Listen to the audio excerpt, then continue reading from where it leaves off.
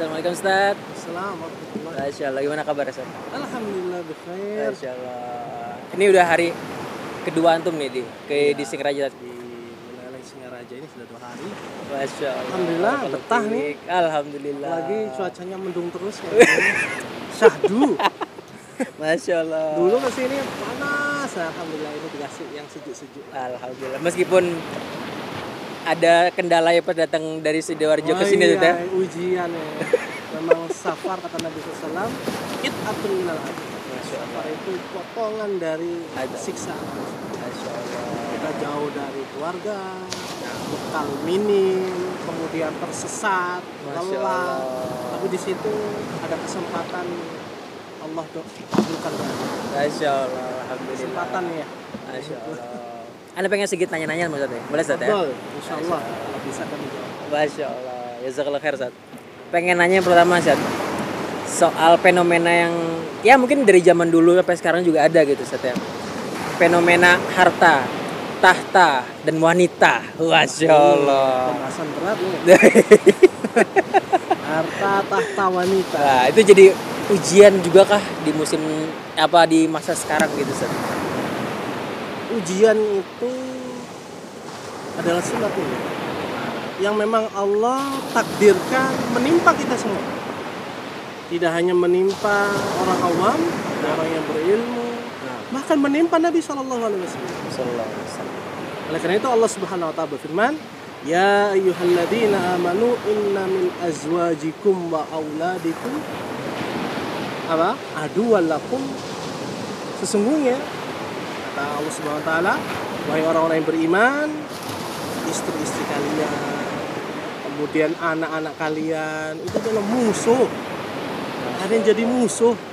Jadi ini kita diuji nih dengan istri dan anak-anak. Begitu pun juga harta. Harta jelas sekali ini ujian. Kata Nabi SAW, Inna likulli ummatin fitnah. Sesungguhnya setiap umat itu ada ujiannya. Wa inna fitnata ummati ma. Sesungguhnya fitnah ujian yang Allah timpakan kepada umat ini, umat kita ini, kata Nabi SAW adalah harta. Makanya orang-orang bila ada harta mereka saling berlomba-lomba. Kadang-kadang dengan harta gelap hati, gelap mata, sampai keluar kaidah yang Masya Allah, yang halal aja sulit, apalagi yang haram. Sehingga mereka menghalalkan segala cara. Padahal para ulama menjelaskan al-ghayatu la tubarrirul wasilah. Tujuan itu tidak menghalalkan segala cara. Tak boleh. Kemudian kita harta, itu otomatis menunjukkan bahwa harta itu benar-benar begitu pula tahta. Jadi memang harta itu dicari duluan. Untuk mengamankan harta itu butuh tahta. Butuh jabatan untuk dia mengamankan. Kalau sudah banyak, mau dikembalikan kemana? Wanita lah yang menjadi fitnah. Dan wanita akan mendekat kepada laki-laki yang banyak hartanya dan punya tahta. Dibandingkan dengan laki-laki biasa. Itu ujian semuanya. Tidak hanya laki-laki juga banyak. Jadi benar apabila harta, tahta, wanita itu ujian kita semua. Jadi sunatullah yang memang Allah takdirkan dan Allah tahu mana hambanya yang aman, Allah amankan dari fitnah itu meskipun Allah beri ujian dan ada yang terfitnah, mudah-mudahan kita bukan termasuk mereka. Amin. Sekarang kalau misalnya gitu solusinya Ustaz. Solusinya kita menghadapi harta, tahta dan wanita itu supaya kita tidak terjatuh dalam fitnah itu gimana Ustaz? Untuk solusi sebenarnya dari Allah Subhanahu Wa Taala sudah memberikan wanti-wanti. Innama amwalukum wa auladukum fitnah. Allah Subhanahu Wa Taala berfirman, sesungguhnya harta kalian, anak keturunan kalian itu fitnah, ujian. Dan di sana Allah Subhanahu Wa Taala fahdaruhum, hati-hati. Maksudnya hati-hati itu kita harus tahu mereka adalah ujian. Sehingga orang yang berhati-hati itu kata para ulama seperti kita jalan di suatu yang banyak kerikilnya. Maka orang kalau jalan di banyak kerikil dia akan hati-hati jangan sampai kerikil itu melukai dirinya. Masya Allah. Maka begitu pula ketika kita bermuamalah dengan wanita, dengan harta, dengan anak dan apapun itu, kita harus hati-hati mana yang dapat mendatangkan ridha Allah Subhanahu wa taala dan mana yang dapat mencelakakan kita. Ini yang pertama, kita harus hati-hati. Yang kedua, orang hati-hati pasti dia harus memiliki ilmu. Masya Allah. Karena kalau tidak punya ilmu, gimana dia harus hati-hati dengan apa? Bagaimana dia membentengi dirinya Nah, dia Ustaz ya? itu dia. Masya Allah. Dia nggak tahu kalau ternyata wanita itu fitnah. Masya Allah. Tapi dengan ilmu Allah akan membimbing dia. Oleh karena itu, kisah yang sangat menarik. Nah, Imam Syafi'i rahimahullah pernah belajar kepada Imam Malik. nah, Di umur remaja, beliau menghafal Muwatta, nah. kitab hadis yang ditulis Imam Malik dan diabadikan oleh Allah sampai sekarang. Kalau disebut Muwatta pasti Imam Malik. Masya Allah. Padahal para ulama banyak menulis kitab Muwatta, Masya Allah. tapi yang Allah kekalkan Imam Malik. Dia pernah suatu saat Nah, ketika menghafal dan menuju Imam Malik, dia melewati pasar dan melihat betisnya seorang wanita. Masya Allah. Buyar hafalannya. Gara-gara ngelihat betis Hanya aja lihat Ustaz ya? betis, Betis belum loh. paha atau Masya bagian Allah. yang Masya Allah itu dari ciptaan Allah. Sekelas Imam Syafi'i Ustaz Iya. ya? Masya Allah. Akhirnya dia berhasil menghafal dalam 10 hari. Masya Allah. Kembali hafal lagi. Nah, 10 hari itu hafal. Hafal. Buyar. Buyar gara-gara ngeliat betis. Gara-gara melihat betis. Masya Allah. Kemudian dia curhat kepada gurunya yang lain, Masya Allah. Imam Waqi. Nah, Waqi Mujarrah rahimahullah mengadukan jeleknya hafalan beliau. Bayangkan 10 hari hafal Muwatta itu jadi jelek. kalau kita, aduh. Kita Anda pribadi, hafal satu Masya hadis Allah. arba'in besok. Udah Arabi Nawawi Ustaz. Iya, bang ini baru 40 Masya Allah. hari. Masya Allah. Ketika melihat misal itu, Nah. Imam Waqi memberikan nasihat. Dan ini pantas untuk ditulis dengan tinta emas. Masya Allah. Kata beliau rahimahullah, al-ilmu nurun. Ilmu itu cahaya. Masya Allah. Wa nurullahi la yuhda li asin. Dan cahaya Allah itu tidak diberikan kepada orang yang bermaksiat. Maka hakikatnya ilmu itu cahaya yang akan menuntun kita menuju Allah Subhanahu wa taala. Masya Allah. Maka dengan berilmu kita akan tahu mana yang hak, mana yang batil. Kalau ada subuhat, fitnah, ujian, kita akan tahu sikap kita harus bagaimana. Masya Allah. Ustaz. Dan ketika orang sudah punya ilmu, yang berperan adalah iman. Apakah dia yang sudah tahu itu fitnah, kemudian dia menerjang Masya Allah. sehingga dia jatuh dalam fitnah, maka iman yang berperan, bukan lagi ilmu. Iman Ustaz ya. Oleh karena itu iman itu dibangun di atas ilmu. Orang tidak akan bisa sampai derajat iman kecuali dia harus berilmu. Masya Allah. Ini yang kedua. Yang ketiga adalah dengan kita mencukupkan diri atas apa yang Allah berikan kepada kita. Allah berikan kita istri, kita bersyukur. Di luar sana banyak orang punya istri juga punya simpenan. Mereka tahu bahwasanya Islam membolehkan poligami. Nah. Ada yang Allah berikan harta tapi tidak mau menikah dia, karena tidak mau menanggung nafkah. Atau ada yang menikah tapi tidak mau menanggung nafkah. Ada juga begitu Ustaz. Buktinya banyak laporan begitu kan. Masya Allah. Saya tidak dinafkahi dan ini sebagainya. Nah, ini adalah fitnah masalah harta. Dan orang yang terfitnah apabila dia tidak segera sadar, dia akan tenggelam ke dalam kubangan. Nasallallahu alaihi wasallam. Maka qanaah sangat dibutuhkan oleh seorang hamba dalam menghadapi fitnah. Nah. Misalnya dia punya istri nih, Nah. dia melihat wanita lain tapi dia nggak mampu menikahinya. Nah. Maka wajib bagi dia mencukupkan diri dengan apa yang Allah halalkan kepada dia. dirinya. Oleh karena itu Nabi SAW telah berwasiat kepada kita, lau annakum tawakkalu 'alallahi. Seandainya kalian itu bertawakal kepada Allah, haqqa tawakkuli. Benar-benar tawakal. La rozaqtum kama ruziqat tayr. Antum akan diberikan rezeki sebagaimana burung. Nah, keluar dari sangkarnya pada Nah. pagi hari dan kembali Tagdu dan himasan wa taruhu bitona. Masya Allah. Keluar pagi-pagi dalam keadaan lapar, pulang bitona, bukan kenyang. Bitona itu Penuh. kenyang, penuh di mulut sudah ada. Masya Allah. Siap untuk memberikan kepada anak-anak. Masya Allah. Ini tawakal kalau benar-benar kita bertawakal kepada Allah. Yakin gitu Ustaz ya. Kemudian yang keempat adalah kita memilih tempat yang menyelamatkan kita kepada kebaikan, bukan justru kita sengaja mendatangi tempat-tempat fitnah. Misalnya kita terfitnah dengan wanita, jangan sering kumpul dengan wanita. Cari kumpulan orang-orang yang beribadah kepada Allah. Apabila kita terfitnah dengan harta, jangan cari orang-orang kumpulan komunitas yang membahas bisnis. Carilah orang-orang yang suka bersedekah. Begitu pula dengan anak dan sebagainya. 4 ini saja insya Allah sudah cukup untuk apabila kita serius menjaga diri kita, membentengi kita dari fitnah harta, tahta, dan wanita. Wallahu a'lam. Masyaallah. Jazakallahu khair atas penjelasannya, Ustaz. Barakallahu fiik, Ustaz. Semoga kita diberi penjagaan oleh Allah dari fitnah 3 ini. Amin, amin ya rabbal alamin. Misalnya kita ini begitu condong kepada wanita. Nah, kita akan sadar kalau kita ini tidak kuat dengan fitnah wanita. nah. Maka jangan sering antum kumpul dengan perkumpulan para wanita. Atau antum akan terus terfitnah. Meskipun itu di sosial media. Iya. Nah. Itu dia. Nah. Maka kita cari lingkungan yang lain. Ingat kisah 100 pembunuh. Naam, Ustaz. Apa nasihat dari seorang yang alim kepada orang tersebut? Keluarlah dari kampung, Nah, menuju kampung orang-orang soleh itu. Apa faedahnya? Bahwasanya orang yang suka membunuh, apabila mereka kumpul di daerah yang suka bertikai, dia akan mudah untuk melakukan pembunuhan. Berbeda apabila dia datang ke kampung yang orang-orang soleh beribadah kepada Allah.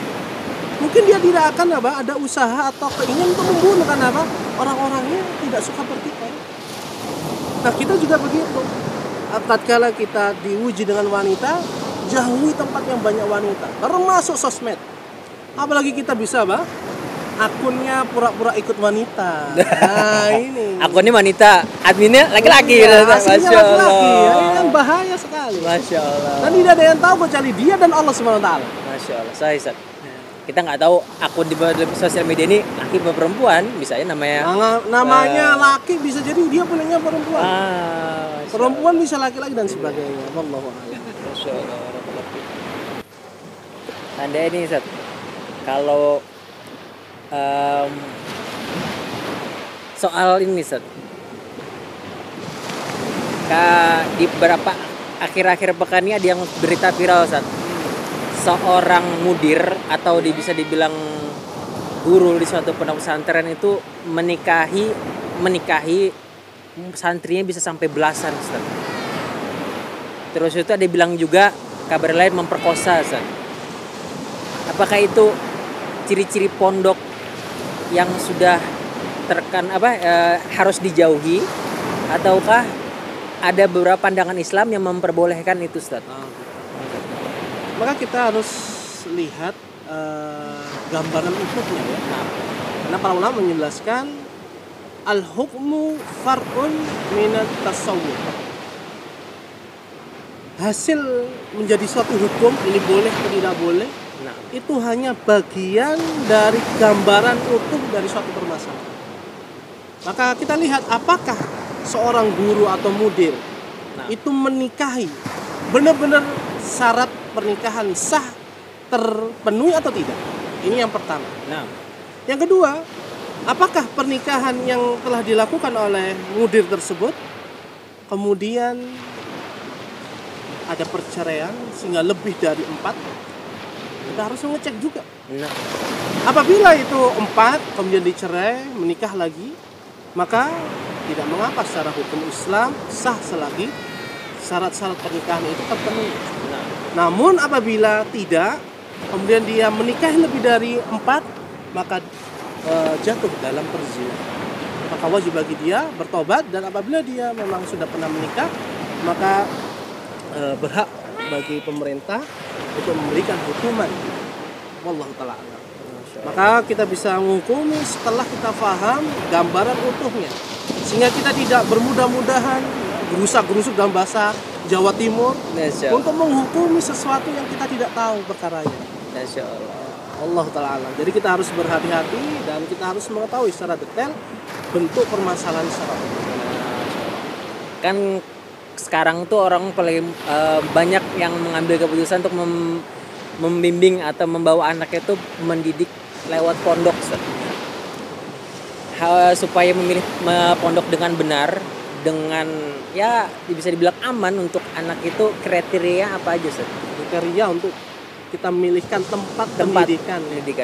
Kita bisa melihat bagaimana para ulama mencari guru. Karena hakikatnya ketika kita memilih pondok pesantren atau tempat belajar, otomatis kita memilihkan tempat belajar untuk anak-anak.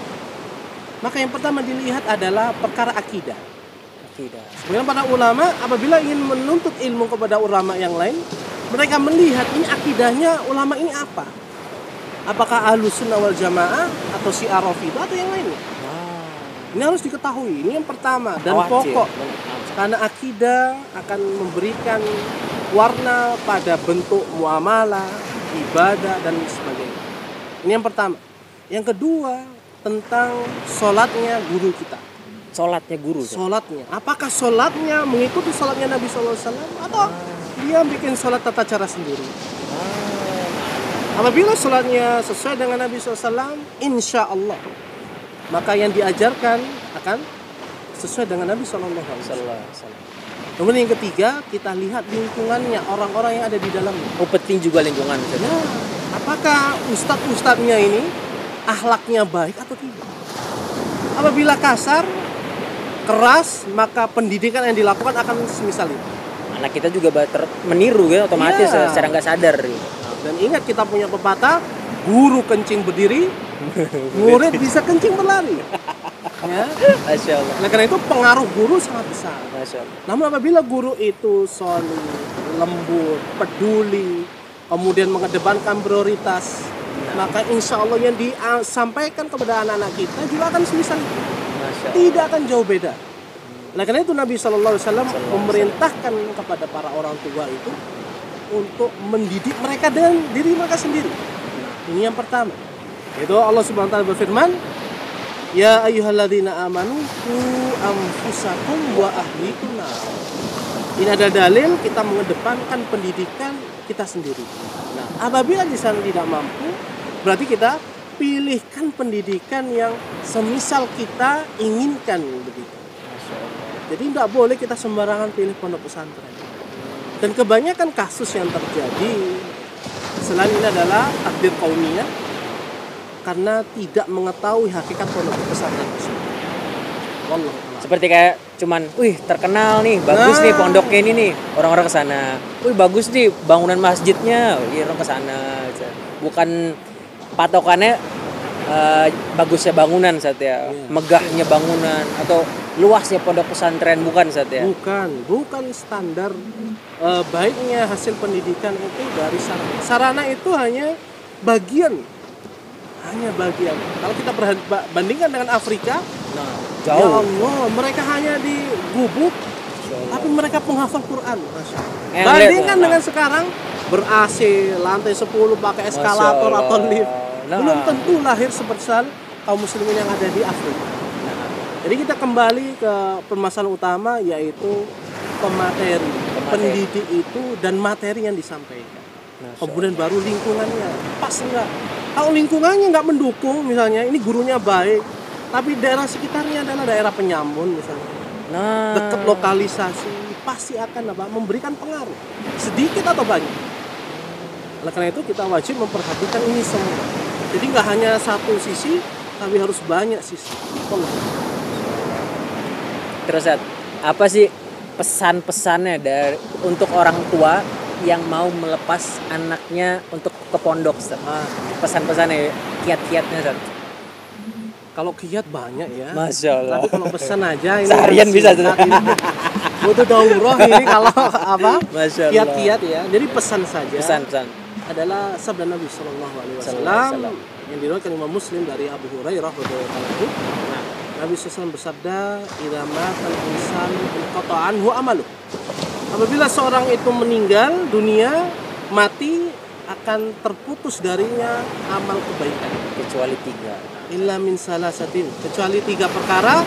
Illa min shadaqatin jariyah, kecuali sedekah yang mengalirkan pahala dari kebaikan yang dia berikan. Au ilmin yuntafa'u bih, atau dari ilmu yang diambil manfaatnya oleh orang lain.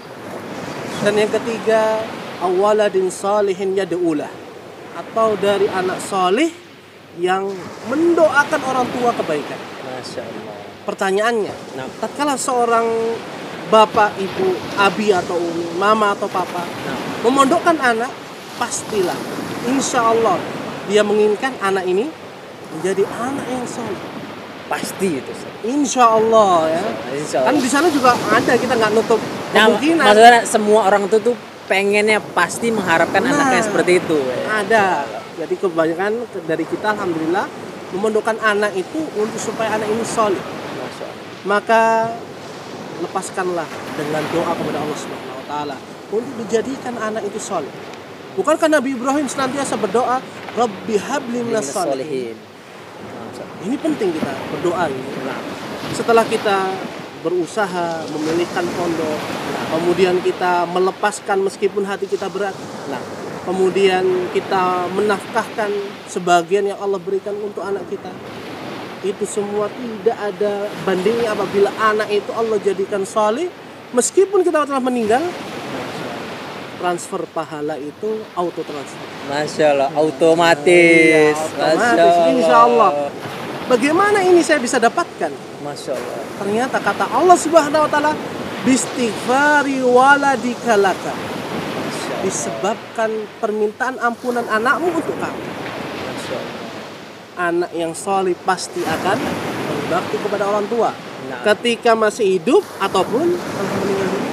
Dan dia pasti akan berwasiat kepada anaknya, cucunya nanti, Nah, tolong doakan abi umi, begitu pula kakek nenekmu. Masya Allah. Maka ini ada investasi besar yang tiada rugi insya Allah. Maka pesan yang paling utama adalah niatkan ini adalah lillahi ta'ala. Lepaskan dengan keridhaan, doa, dan kita harapkan semuanya kepada Allah Subhanahu wa taala. Jangan mengharap kepada anak.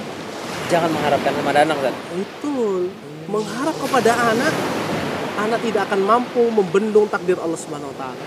Tapi kalau gila berdoa kepada Allah, pasti Allah tidak akan mengecewakan kita. SK berlaku. Masya Allah. Salah dan ketentuan berlaku. Masya Allah, Ya. saya Selagi kita muslim, kemudian kita tidak melanggar doa-doa yang haram, Nah, kemudian kita makan minum dari sesuatu yang halal, ini semua ada bentuk-bentuk supaya kita dikabulkan doa kita oleh Allah Subhanahu wa taala. Wallahu a'lam. sekarang Ustaz, tadi orang tua nih, Ustaz. Ya. Sekarang anak, Ustaz. Pesan untuk anak yang akan mau ke pondok, Ustaz. Supaya dia semangat atau dia itu tulus niatnya untuk menuntut ilmu, Ustaz.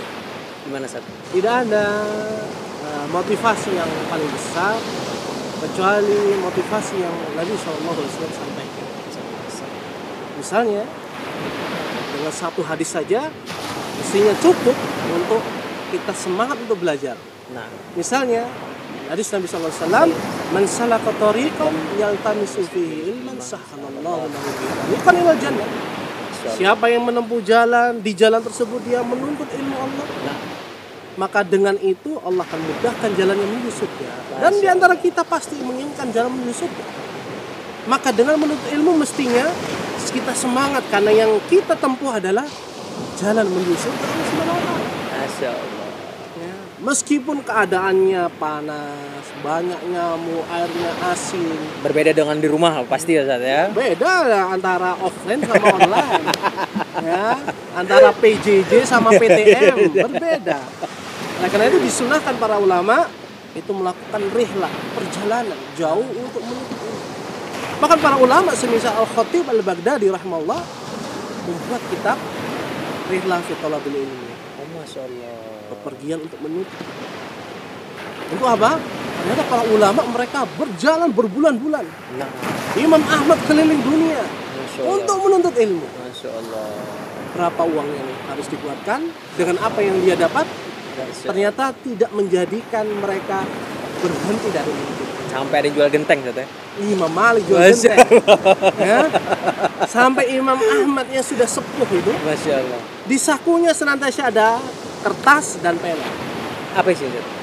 Ditanya oleh muridnya, wahai engkau seorang imam, Masya Allah. kenapa engkau terus tetap membawa pena dan kertas?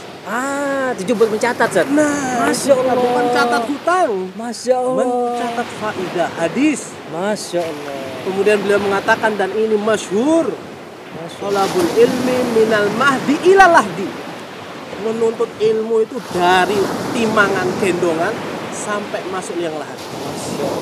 Ini semangatnya Imam Ahmad rahimahullah ta'ala. Maka inilah cukup menjadi motivasi agar kita meskipun sudah tua atau sedang di masa pertumbuhan, Remaja. Semangat-semangatnya Ustaz. untuk belajar ilmu syar'i. Masyaallah, amin insyaallah. Mudah-mudahan anak-anak kita semuanya dikasih sama Allah semangat buat nuntut ilmu. Amin. Amin. Sama ini Ustaz. Banyak sekali nanti pertanyaannya ini. Waduh. Manfaatkan selama masih ada Ustaz. Masya Allah. Zaman sekarang Ustaz, fenomena bercanda Ustaz. Ada yang ngebawa-bawa soal syariat Ustaz. Wah, Salah satunya nih Ustaz yang paling ramai dibicarakan bercanda itu soal poligami Ustaz. Dikit-dikit bercandanya kalau ketemu sama orang poligami. Bapak madu, ibu madu, Masya Allah. maka hukumnya minimalnya boleh. Boleh Ustaz. Ya boleh bercanda dalam masalah ini. Dan dijauhi itu lebih bagus. Dijauhi. Karena dikhawatirkan nantinya sampai kepada taraf keharaman, yaitu istihza'u biddin, bersendal gurau dengan syariat Islam. Dahulu orang-orang munafikin pernah bercanda ketika pulang dari perang, tidak ada yang perutnya besar kecuali Muhammad. Tertawa orang-orang. Tidak ada yang doyan makan harta itu kecuali orang-orang beriman. Bercanda. Ini bercanda, ini guyonan. Tertawa sebagian mereka dan ada yang marah. Lapor kepada Nabi SAW. Ternyata saat itu Allah menurunkan firman Allah Ta'ala, abillahi wa ayatihi wa rasulihi kuntum tastahzi'un. Apakah engkau terhadap Allah, ayat-ayatnya, Rasulnya kalian bersendau gurau? Apa kata Allah?